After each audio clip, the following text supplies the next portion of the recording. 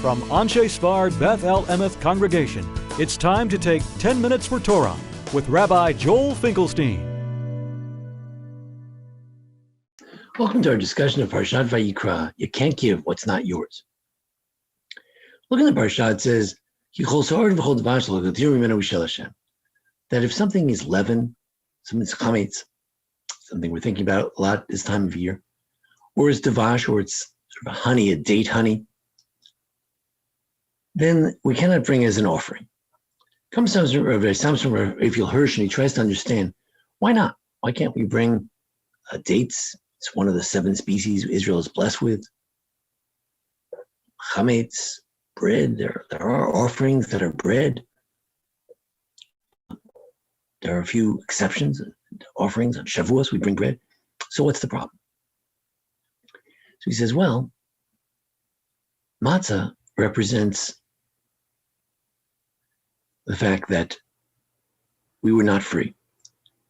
Chametz represents a certain freedom that we were given. Who gave us that freedom? God gave us that freedom. If I can say, perhaps, of all the species, the 7 species, wheat, barley, it goes from the most significant and most necessary to things that are luxuries. And finally, we get to the dvash. The very last thing is the dates.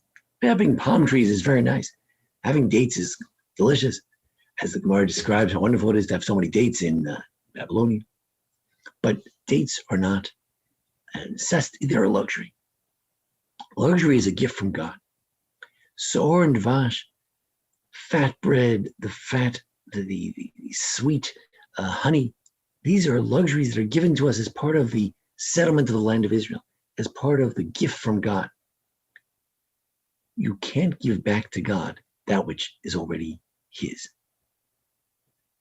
On Shavuos, we make one exception, and we say we do give a gift of the 2 breads that are actually bread, are actually leaven, because they were celebrating this very Torah itself that God gave us. But generally speaking, we make a sacrifice. We give of something. We give the matzah. We say, I'm holding back the luxury, and it's that which I'm not partaking of, that's what I'm giving to God. On Pesach, we're going to refrain from chametz, as if to say, all the luxury that we have today, because we are free people, because God has given us this is a gift from God. By eating the chametz, by refraining, we celebrate the fact that we've been given this freedom to enjoy, freedom to have luxury, and we don't take it for granted. We remember it by afflicting ourselves for that week. And then afterwards, we realize that we're ready to receive the luxuries of God, the gifts of God, and that's represented by Shavuos. You can't give back to God something that's not His. That's His.